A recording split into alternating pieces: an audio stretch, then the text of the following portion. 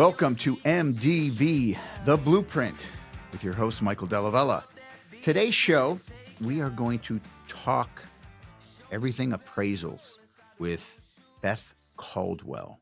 Gianna, you probably don't know anything about appraisals. Probably heard of it before. Do you understand anything about it? I really don't know anything about it. So the interesting thing, appraisals in layman's terms is an independent party that is hired by a bank and goes out and tries to find the value of the purchase price within three comps in an area. Seems like such a simple thing, but doing this so long and meeting several appraisers over the years, it just seems like I've got so many questions, and I've done it forever. So we're going to have a conversation with Beth and hopefully debunk some myths and look into the world of this is what an appraiser's job is. This is their guidelines. This is how they find value. And do renovations make a difference? What renovations add the most value for your home? What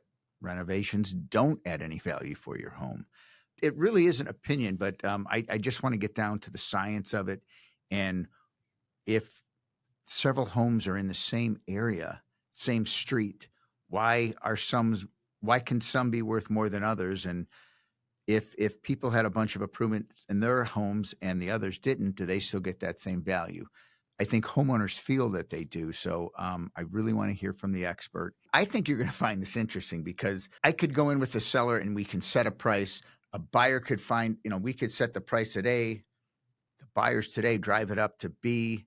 And the appraiser needs to make sure that I can find value in what somebody's willing to pay for it. But today, the last several years, buyers have been paying well over asking price and doing appraisal gaps.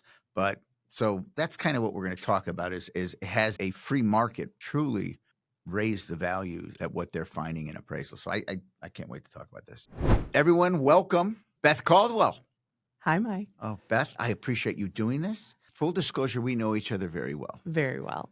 We are both Buckeyes. Through and through. We lived next door to each other, Kappa, Delta House. Yes. For how many years did you live in the house? I lived in the house for 2 years. Okay. I lived in the house at least 2 years and maybe a quarter or two. Yes. I am going to Parents' Weekend this Friday and Saturday, Laura and I, at the Delta House. How fun. And last year, I don't know if when's the last time you've been back there? You go 3 weeks ago. 3 weeks ago. I have a niece that's there. So my sister and I laugh. She's a senior this year, and we feel like perhaps we got our master's. Right. Right. We didn't go to any classes, but we went back to school for 4 years. It is so much damn fun. We have the best time. It's just so much fun to go down there. I feel like I have relived for like the last 6 years that experience, but I wouldn't trade that mine for anything. It's a different school. I could never get in it today. Oh, me neither. But my gosh. So my sister, my dad, and I are all Ohio State alum, and we laugh because none of us would have gotten in. Never. And Not so chance. my niece is graduating in May with something I didn't even know was possible. She's going to graduate with 2 degrees. I knew you could have a double major, but I didn't know you could have 2 degrees. So, but we've rented the little bar out. So we're going to have a heck of a party the night before graduation for her. Oh, that's incredible. Yes. What did you major in at Ohio State? English. Did you really? So nothing to do with what I'm doing now. But it's such a great, well-rounded education. That's why you speak so well. And boy, remind me to never send you emails. I will never send you emails. So let's talk about after you graduate from Ohio State. We spend our times at Ohio State together, and we graduate. I'm in the building business. Did you go immediately into? Well, it was kind of interesting. When we graduated, there was a little bit of a recession. And so I had an internship at Huntington Bank in their human resource department. And that's where I thought my career path would take me. I love the interaction, the hiring of people, the meeting different people. Well, when there's a recession, the first place that they stop hiring is in human resources, because if they're not hiring people in general, they're sure not going to hire people to hire people. So I was living at home. Interest rates had dropped.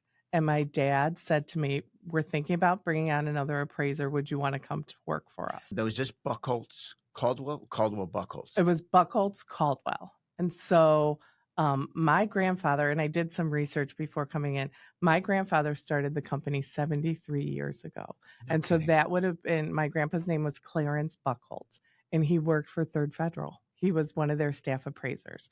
And so my dad, when I was in kindergarten, went to work for my grandpa. And so it became Buckholz Caldwell then. Is your mom a Buckholz? My mom is a Buckholz. Bing, Yes. light just went off. I get it. So my mom is a Buckholz. So my dad came to work for my grandpa. And then a couple years later, then if you were in the industry, you would have known him. He had an amazing reputation. My uncle Bruce then came to work for the company. I had the pleasure of meeting Bruce and doing appraisals with Bruce. And Bruce was more my mentor than my dad because my dad did commercial. And so Bruce did residential. So Bruce was my mentor and a great role model in this business. Wow. So after you get done with the banking job, did you go into real estate? Well, funny story. My dad offered me the job and I turned it down. But I was living at home. I had no money. They were paying for my car. But I'm like, no, it probably summer ended. And I said, you guys still going to hire someone? And my dad said yes. And I said, I think I'm interested. And so my first day was December 1st. And we had snowstorms and blizzards. And I thought to myself, what did I get myself into? So I first started off as an appraiser, but my mom was a realtor. And so my friends were buying houses and my mom was selling them houses. And I'm thinking to myself, well, I can do this. And I only needed 2 additional classes to get my real estate license because there was crossover from the appraisal education classes we had to take and the real estate sales classes. So I had my license maybe 5 or 10 years, but I never did it full time. It was more my mom would hand off people to me. I did friends, but there was too much of a conflict of interest that I couldn't do both and be successful at both. So that's when I decided to just do the appraisal. Gotcha. Okay. And how many years have you done this now? In December, it will be 33 years. Wow. Which is probably the same with you. Well, licensed 28. Okay. But I was doing the new construction without a license originally. So it would be close. I just didn't have to have a license to sell new construction. And we didn't have to have a license to appraise when I started. Stop it. No. We didn't have to have any license. Was there apprenticeship you have to have now? There is a very defined path to become an appraiser now, where before there wasn't. And so my dad and my uncle essentially, and we had another appraiser that helped train me. But my dad, when Amy and I were at Ohio State, my dad was appointed to the real estate appraisal board by the governor. And so he was one of the people that helped establish licensing for appraisers. And one of the only reasons why he did it was because he knew he could come down to Columbus once a month or once a quarter and see my sister and I. Any excuse, right? But I will say it's neat to look back at my original license, and there's 5 or 6 signatures on it. And one of the signatures is my dad's because he was on the state appraisal board. But now you have to actually, there's classes, right? Now when I started appraising, like I said, I remember my dad and my uncle basically saying to me, they trained me for a month. We were so busy.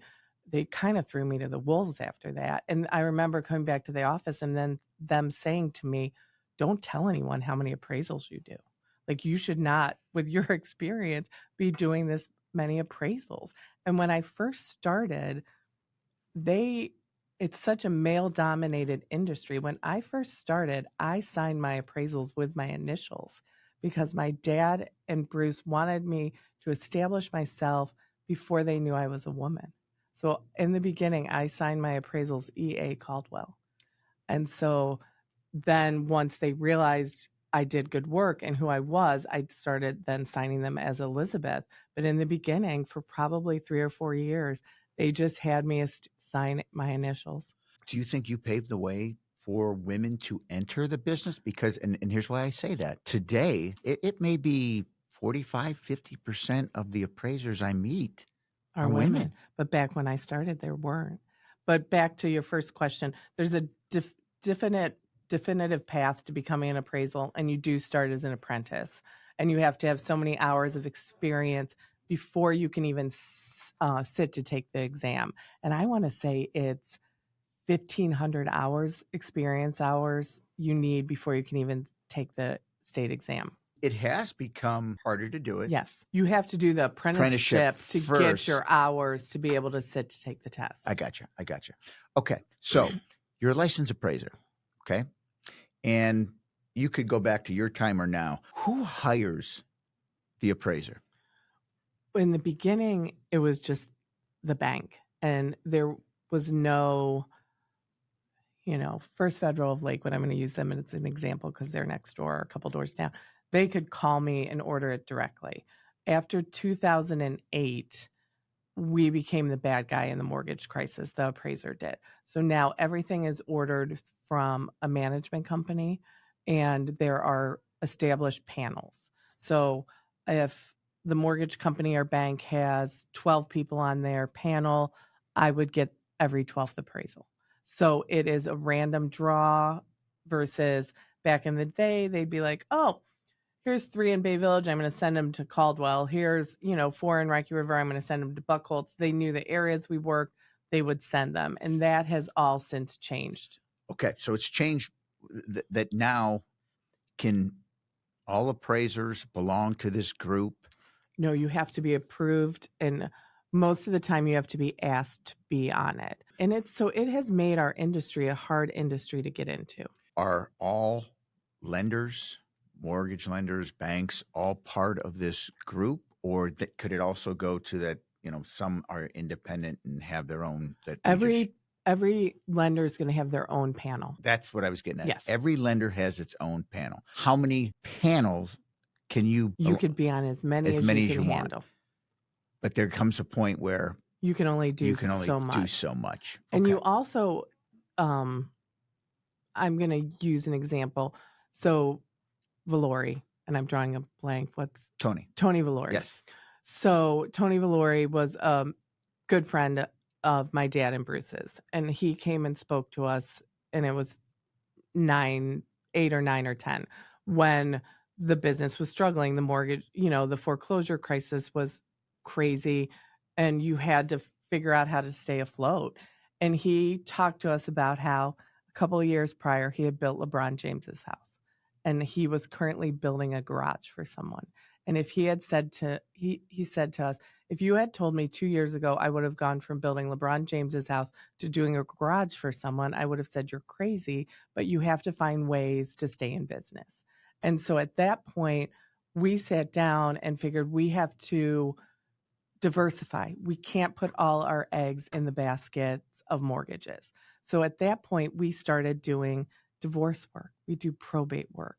We do expert witness work. We do tax appeal work. So a lot of it, the market has been off the last couple of years. Inventory's down. If inventory's down, that means sales are down.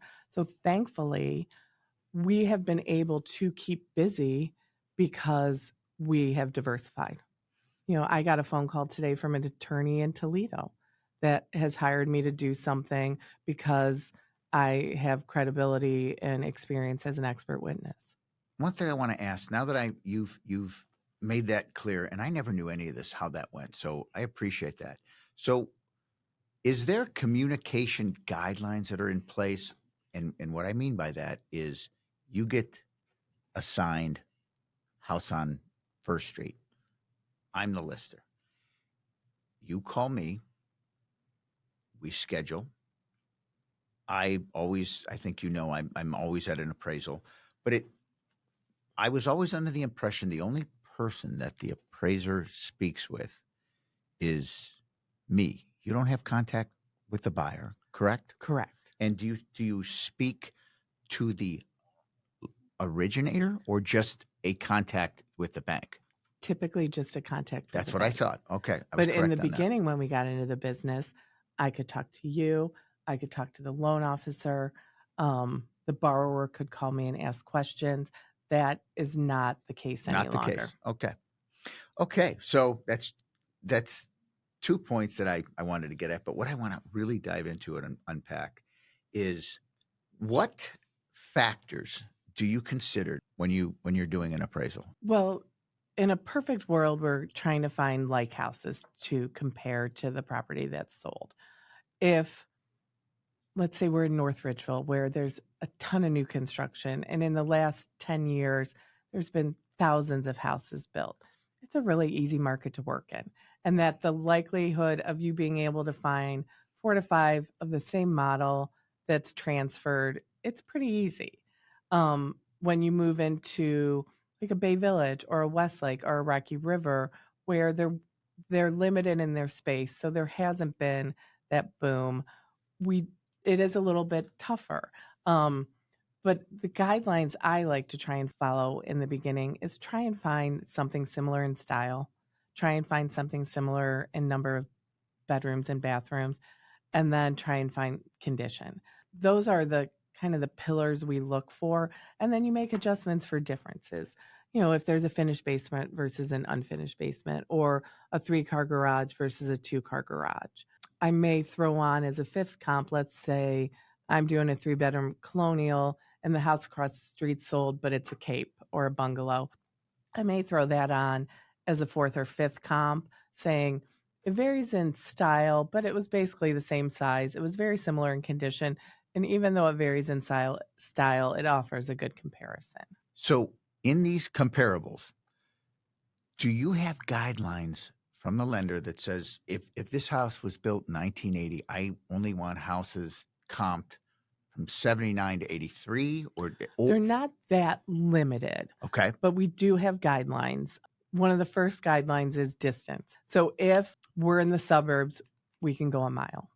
If, let's say, I'm in Battery Park or Ohio City or Tremont, they want us to stay within a quarter of a mile because they consider that an urban area, and urban neighborhoods can change more dramatically than if you're in the suburbs. But there's always an exception, and that was one of the things we had kind of talked about in preparing for this. So let's say you're doing the first house that was built in the neighborhood, and it was built by the builder, and it's got custom cabinets and custom trim, and maybe it's got an indoor pool. That's something that makes it stand out different than the neighborhood.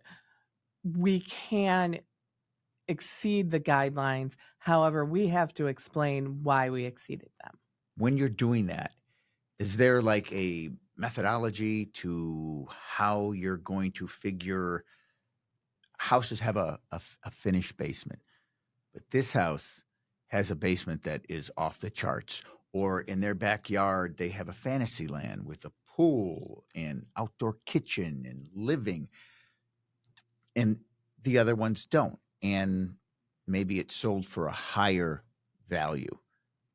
Is it just across the board a basement is a basement, or do you take into consideration some of these other tricked out things that people may do? We take them into consideration, but sometimes it can be considered an over improvement, and Okay. you're not going to get your money back. And years ago, I don't watch a lot of HGTV. I don't know about you, but I feel like I live it, so I don't need to watch it. And I was somewhere, and there was an HGTV was on, and they were doing the top 10 pools in the country. So it was Florida, California, Arizona, and all of a sudden they say Avon Lake, Ohio. So of course I turned because I'm like, Avon Lake, Ohio. And so this pool was amazing. And this was probably 15 years ago. Had the outdoor kitchen, had the fire pit. It was like you were at the Ritz. It was amazing. Fast forward 6 months, I'm appraising it. And I said, you have to be kidding me. Well, back then we could not make adjustments for pools. The underwriters felt our climate was so limited in the time that you could use a pool that they were not an asset to a property, and so I threw an adjustment on, probably for a fraction of what they had into it. And I got a phone call from the underwriter, and she said, Beth, you've been doing this long enough. You you can't make an adjustment for a pool. And so I had to take it out. And they probably had $250,000 into their pool and fire pits and kitchens. And the underwriter did not want it given any consideration in the appraisal. So, regardless what you say, the underwriter is going to look at this and they're going to make sure you dotted all your I's, And crossed crossed all all your the T's. T's, and they could question you. Yes. So before that is actually, we're good, we didn't meet value, all this is going on. And you do have a discussion then with the underwriter. Not only if there's a problem. Only if there's a problem. Okay, so when did it change? Because I think it did with pools. COVID. Thank you. 2020. I remember friends being on waiting lists to get pools, and my parents live in Legacy. There's a neighborhood pool. The pool didn't open. The city pools didn't open, so people wanted them. And I remember my first appraisal after 2020, where there was a house with a pool, I made an adjustment for it and put commentary saying, due to what has happened in the market, there's a high demand for pools. People are paying a premium for them. I will be making an adjustment for this house having a pool, and they didn't question it. But it's so funny how that happened because forget what the value is. It was a detriment to sell a home with a pool. I had a friend who filled it in. So what is a value? Is it? I remember back in the day, 10,000 max is what you can do, or can you for an adjustment? No, it's 10% of the sales price. You can give a 10% adjustment for something, and I think, and it makes sense if you're going over 10%. Is it really a comp then? If you have to do, a $50,000 adjustment to a $100,000 house, it's probably not a comp, and you need to look somewhere else, throw that one out. And we also have guidelines where net adjustments are 15% and gross are 25. And that's something the underwriter looks at. So if you're, adjusting for condition, size, that there's so many adjustments that they're not meeting the net and gross adjustments, you probably should pull that out of your report and maybe go to another neighborhood, or maybe use one that might be a little bit older, because if the adjustments are so excessive, it probably isn't a good comparable. Interesting. So let's complicate. We have kind of a unicorn home. It's spectacular. It's got a great setting. It's got a lot of land. There are no comps for it. How do you overcome something like that? You're going to have to extend your search. And is that allowed at that point? As long as you explain why you did it.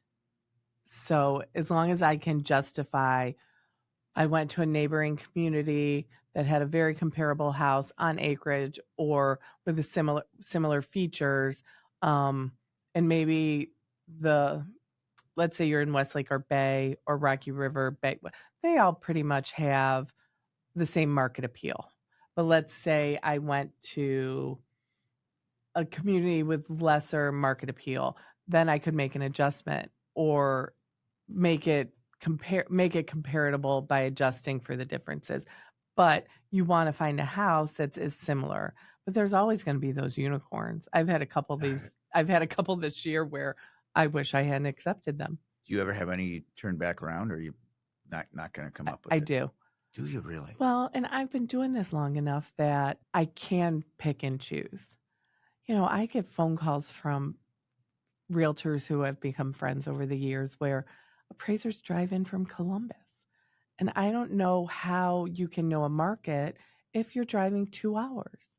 And I remember my friend calling me, and the house was off Wooster. So one side is Rocky River, the other side is Fairview Park, within a half a mile. So if you do that half-mile radius search, it's going to pop up. But if you're in this market area, Rocky River sells at a premium over Fairview Park. But this guy didn't know that. And so one of the tenets of our licensing or our job is to be geographically competent in where we're working. So, the other day someone called me to do something in Gates Mills. I've done 2 houses in Gates Mills in my career. So I'm going to turn that down because it's not fair to the people involved because I don't know the market well enough. If I knew that I know this appraiser doesn't know this area, they're asking me questions, they're not from here, are you allowed to question that with the lender or? There's an agent that I know that, and I don't know if she's still doing this, but she used to do it. And she would say, "Where are you coming from? How many houses have you appraised in Westlake in the last year?" And depending on their answer, she would say, "I'll get back to you with when I can make this house available." And she would call the lender and say, "I want this reassigned. This person's coming from Hudson. They don't know Rocky River. They've appraised 4 houses in Rocky River in the last year, and they got it reassigned." I don't know that every lender will do that, but it's worth a phone call if you feel uncomfortable. I have had that happen to me last year. I had an appraiser, and we're talking Bay Village, and I feel that my seller was penalized. They sold a home in January, and because of the lack of inventory at the beginning of last year and going into the 2022, the seller sold well above asking price, but there were no comps, 8 months. I found them at a year. I found one next door and I found one on the other side, but they weren't allowed to be used because one was 8 months and then one was a little bigger, but they were literally, this one was in the middle. It happened that way. Then I got him on the appraiser on the next one, and it was new construction. And the first thing he said to me is, "How did you price this?" And we talked. I said, you can't make value on this, can you? And he says, "Not even close." I did make that call and said, I want another appraiser to come out because doesn't know the area.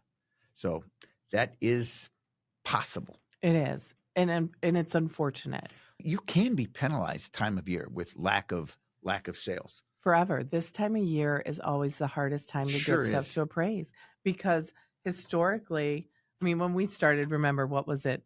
Every year you would expect a 3% increase. So they said. So they said. So then when you were listing your house in March, you were expecting that comp that sold in March of the year before that you were automatically going to be worth 3% more. And I remember talking with my dad and my uncle. This was always the hardest time of year to get things to appraise because we didn't have recent data. I mean, August to March is a big difference. And historically, our market always slows in the fall and the winter. So this time of year is always the hardest. And sometimes they do get penalized. Beth, what adds the most value to a home? Historically, it's been kitchens, bathrooms, and I'm going to throw in closets. Really? Because I do think that makes a difference. And you could disagree with me. I feel a real estate purchase is one of the biggest purchases people make, and it's also one of the most emotional purchases people make. And a lot of times, a woman falls in love with a house. And what does she want? She wants the kitchen. She wants a nice bathroom. She wants closets. Guys want garages. Mm-hmm. Do you account for tricked out garages? The size, not necessarily. Okay. If it's heated or has. And I bring that up because a seller will say, "I just spent $20,000 in this garage. It looks great."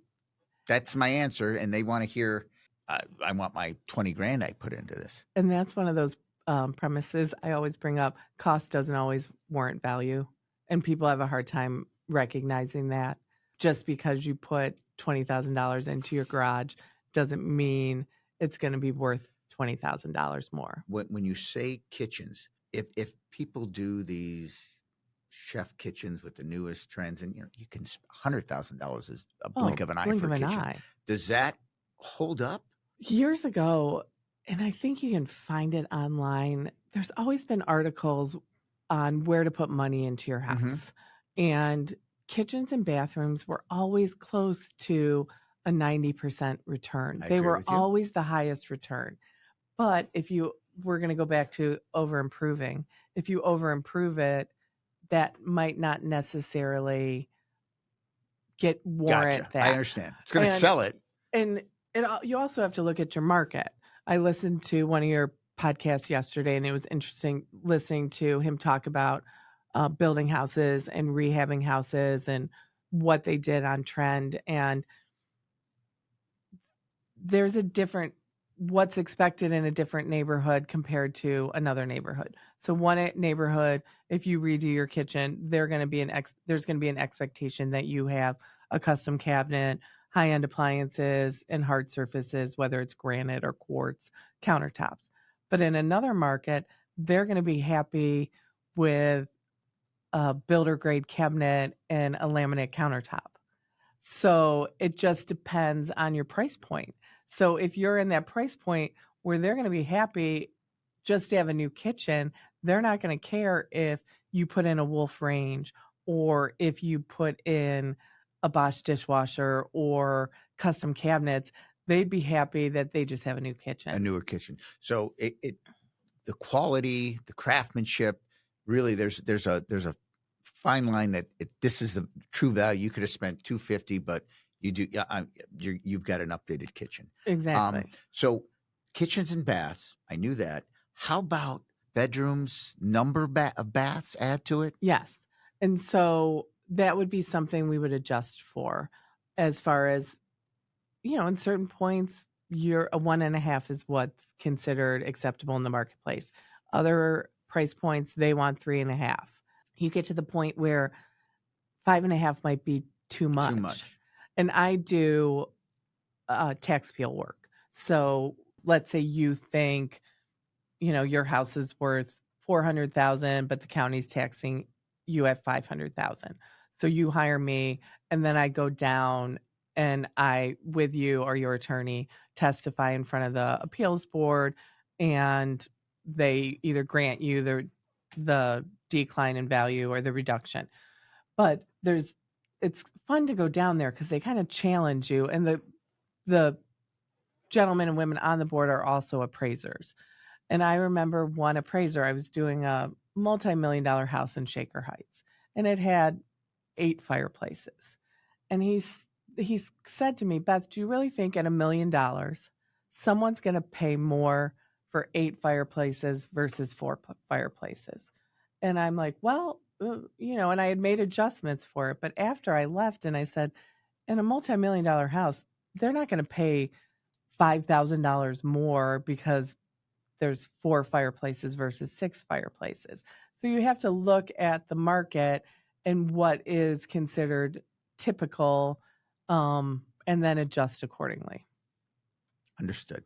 So what is it about the closet? Is it the size of the closets, the amount of closets, or the way they're tricked out closets? Both. So, in your basic house, if there's a walk-in closet, maybe they're excited. But if you're in a certain price point, they're going to want that built-in dresser in the closet and maybe the shoe rack. And then in Lakewood, they may just be excited because there's closets in the bedrooms. Yeah. Because there are We have a houses closet. that didn't have bedrooms. And I'm a real estate nerd because I've been doing this so long. When those houses were built, one of the taxing factors was how many closets you had. Because they felt if you had closets, that meant you had money to buy things to put into the closets, and they taxed you on the number of closets. So you've been in, the old houses in Lakewood where some of the bedrooms don't have any closets. Absolutely. Beth, does new roofs, new ACs, mechanical systems do anything? Or this is what I've always said with those. It makes your house more marketable. Thank you. But you're not going to get necessarily a premium for it because there's an expectation when you're looking at a house that the roof doesn't leak and that the furnace works and that the windows work, or So you're not going to get penalized for having an older one, but you're also not going to get credited a bonus because you have that. Right. But then if you look at 2 houses that are identical and one has a new furnace and a new roof, the likelihood you're probably going to buy that house over the one that is going to need. I always feel over the years, those are the houses you want to buy, because they may not be updated, but they were maintained. And it does tell you that, wow, this was a good homeowner here because he Right. took care of his house. Right. And they may have redone the kitchen, but maybe they put in, maple cabinets and you wanted white cabinets. And so they put all this money in, but you're going to redo it anyways. So we talked about how you can over-approve a home, but what about the people out there in a neighborhood that's maybe 20, 25 years old, Okay. and 3 or 4 homes sold in the last 6 months that are updated, they're in nice shape, and they sold for a high value? They want the value that their neighbors have. They haven't touched it. Everything's 20 to 25 years old, hasn't been touched, just completely dated, not in the best condition. Let's say they get the same values that their other neighbors did. They get that sale. Could you go in and make that appraise at that sale value? Probably not, because we have to take the consideration. So if you're looking at a house that's original and then the house next door sold, but it's got a brand new kitchen. So if we're talking bank work, we use codes now. And I don't know if you've seen it on an No. appraisal. So we used to be able to say average, good, fair, poor, very good. Yes. And so, but that's subjective. What you might think is good might not be what I think is good. So then probably 5 or 10 years ago, Fannie Mae gave us these codes we had to use. So C1 is like new, or C1 is a new house. C2 is like new. C3 has been updated. C4 hasn't been updated. So if you have a C3 to a C4, there's no way I can make that one that hasn't been updated without making an adjustment. And the underwriters, they have access to the MLS. So they're looking at those pictures and they're going to say, Beth, this house has a brand new kitchen, a brand new bathroom, a new roof, new furnace. The house you did, why didn't you make a condition adjustment? Okay, so here's my question, and I think this is where I'm confused.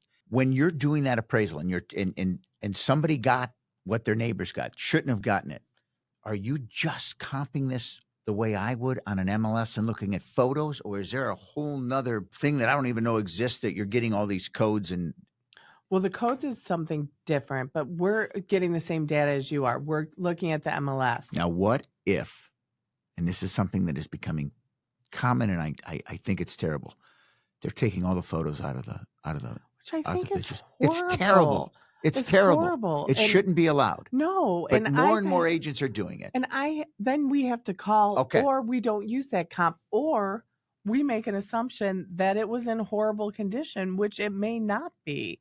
And so it's creating extra work for the agents, because now appraisers are calling them saying, hey, I noticed this house sold. You don't have any pictures. And, I had an agent say, well, we do that for privacy. Yeah. And I'm like, but it was already on the MLS, It's and hurting it's probably everyone. still on Zillow.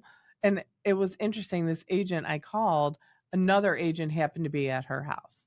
And I said, why'd you take the pictures out? And well, privacy for my customers. And the other agent's like, I never take my pictures out. Why would you do that? Then the appraisers don't know what was there. And it makes our job hard. Same with me when I'm trying to do a CMA. Exactly. It's and the same thing. Now you have to go, hey, I saw you got a big dollar for this house. Tell me about it, because there's no photos.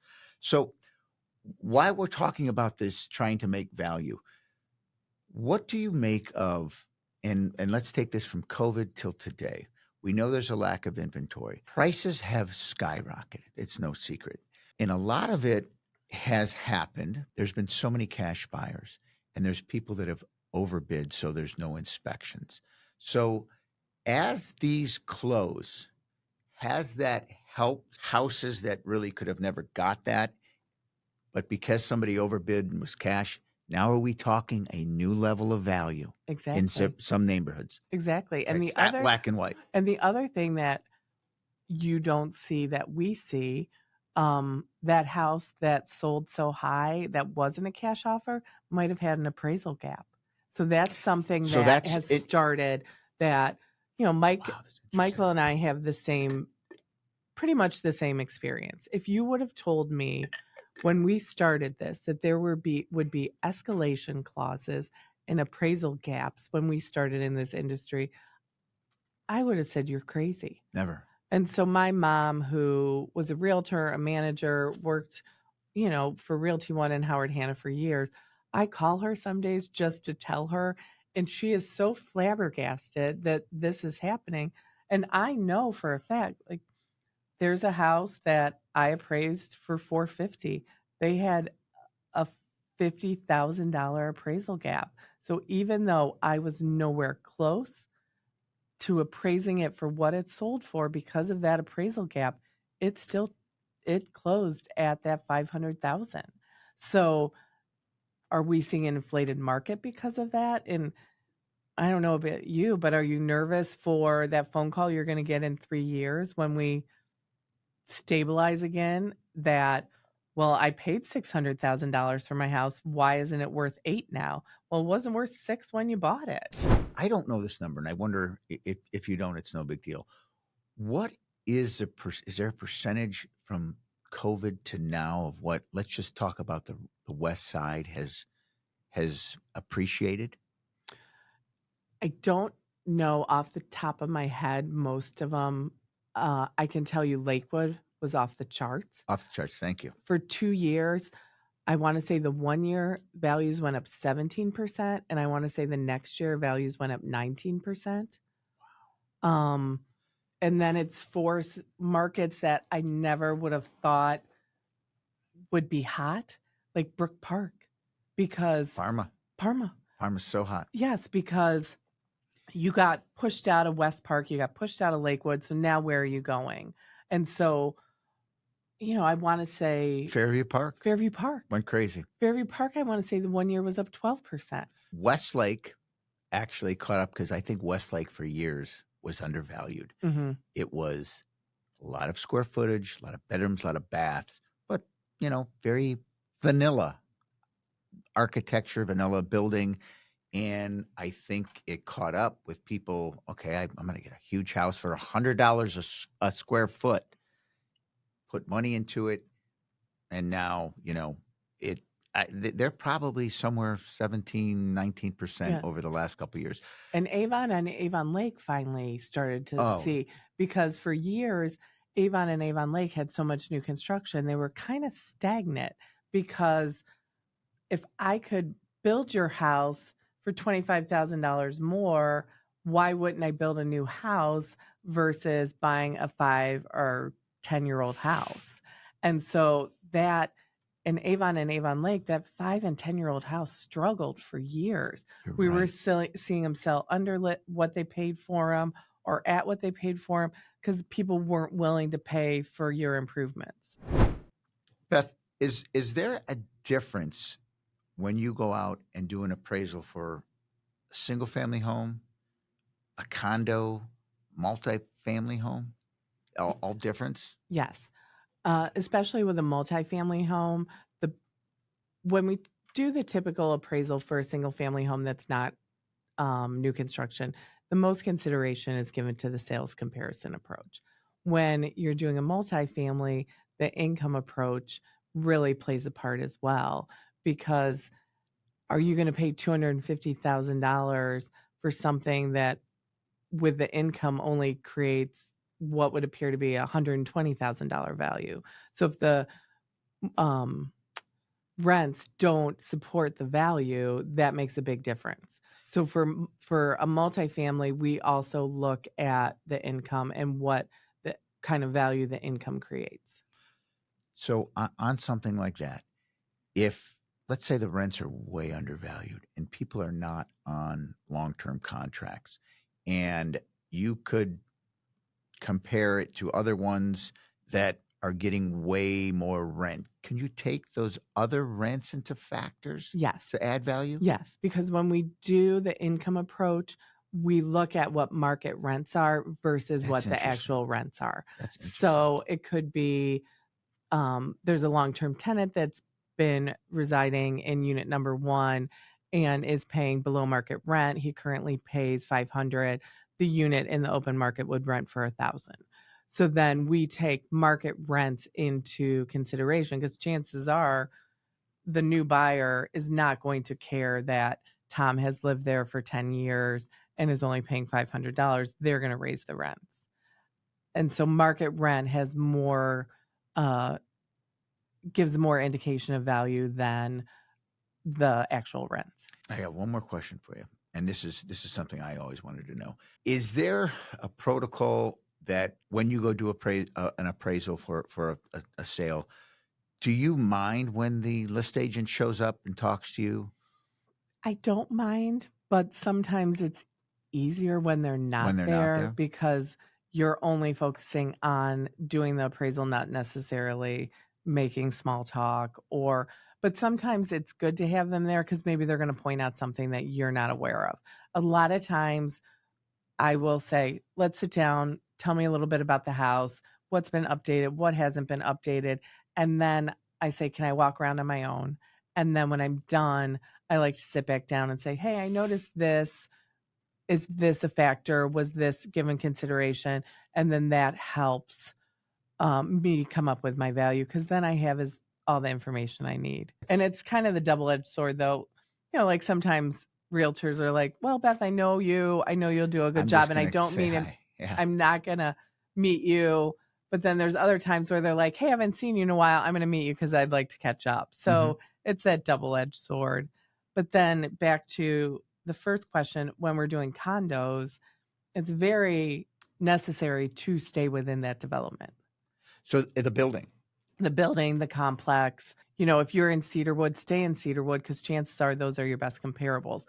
If you only have two comparables, then maybe you're going to go to the Courtyard, or you're going to go to the Acorn Creek. You're going to go to a competing neighborhood, but you better have at least 2 or 3 sales within that complex, or don't ignore them.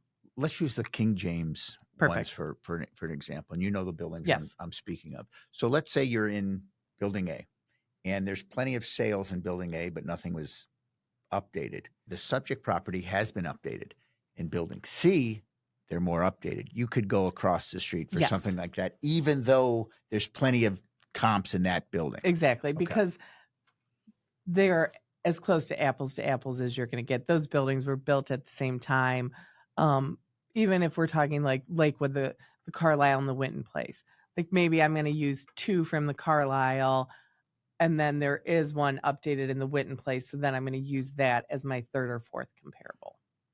But if you aren't using anything in the development, that's going to throw up red flags for the underwriter. Gotcha. Do you have any advice for, do sellers need to do anything to prepare for an appraisal? The one thing that I ask is, give me a list of your improvements. Because then I know, because that is another thing they've changed in the appraisal. So if the bathroom's been remodeled, they want to know when. Where before I could just say the bathroom has been remodeled. Is there a time frame, a cutoff? Yeah, they do less than 1 year, 1 to 5, 5 to 10, and 10 to 15, I think, Gotcha. or 11. Okay. And after 15, they don't really consider that a new improvement any longer. You're giving me, I've learned so much today. So to end this, my show is called The Blueprint. I ask everyone, what is your blueprint, Beth? I think, you had mentioned it when we talked about doing this, and it was kind of fun to think about it because no one's ever asked me that before. And I think I'm the epitome, I guess I'm going to say, of a Nepo baby, and that I took over a family business, but I took it over with pride. And I never wanted to disappoint my dad or my uncle. And so I've done everything I can to be the best at what I'm doing. And I also love what I'm doing, which is rare. I mean, I still, after 32 years of doing this, I like it. I like getting to see real estate. I like getting to meet people when I do it. And so I also feel part of my job doing this is educating people. And I will go, which a lot of appraisers are uncomfortable doing. I go and talk at the Tuesday meetings. And it's rare for realtors to actually be able to talk to appraisers anymore. And so I want to educate and just continue to be proud of my family name in this industry. And one thing, I never changed my name because of that. So I've been married for 16 years now, and I still 90% of the time am Beth Caldwell. Well, I would say you're definitely an industry favorite, and you know a ton of real estate agents. Yes. You're extremely friendly, outgoing, easy to talk to, and like you said, you take the time. You know that I bother you all the time on something. You don't And, bother me. but I don't feel that I bother you. One, because I know you so well, but two, I know you're going to give me the right answer that I need. But that's what makes you're so respected. You've done it so long. And when I told people I was doing a podcast on appraisals, they're like, why would you do that? What a boring topic. They're like, well, who are you doing it with? I'm doing it with Beth Caldwell. Oh, that's a different story. It'll be very interesting and true, and we'll learn something. So that was so well said. Thank you for coming out and doing this. You taught me a lot, and hopefully the listeners are going to definitely pick up for it. I think sellers and buyers could all pick up and learn something from this. It was outstanding.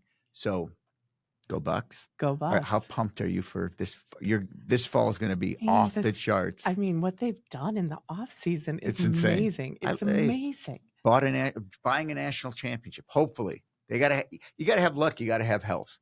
So we have our season tickets, and this will be the first time in 4 years that my niece won't be there because she's graduating, and so we're excited about it. But it'll be a little different because it was fun. Like you were talking about going to the Delt House. My dad smiles ear to ear when the next generation shows up, and we have same tailgate spot that my dad and uncle had in the 70s. And so watching my dad smile when my niece and her friends show up and raid the cooler, it made the last couple of years so much fun. Fall Saturdays in Columbus are such a wonderful tradition, and I get 2 more years. Yeah, there's got 2 more years. There's nothing better. Yeah, and it's the best. And this year is when the Big Ten is really expanding. It's going to be crazy. We have a great team, I think, and we got Michigan. So we're going out to Oregon. Are you really? I have so many buddies that are going up there. I don't know that I'll make the trip, but that's the road trip this year that everybody is going to. I mean, my husband thinks he's died and gone to heaven because we're going to the Ohio State Oregon game on Saturday. And then in Portland, Iron Maiden plays on Monday. My goodness. So good luck. He just thinks it's the best weekend ever. Well, thank you again. This was fun. You. This was a lot of fun, and it was very informative. Thanks for listening. I hope you enjoyed this conversation. Make sure to follow us on social media at MDV The Blueprint on Instagram, TikTok, and YouTube. We post a ton of great content. And please don't forget to subscribe to our podcast channel so you never miss out on an episode. Thanks again, and see you next time.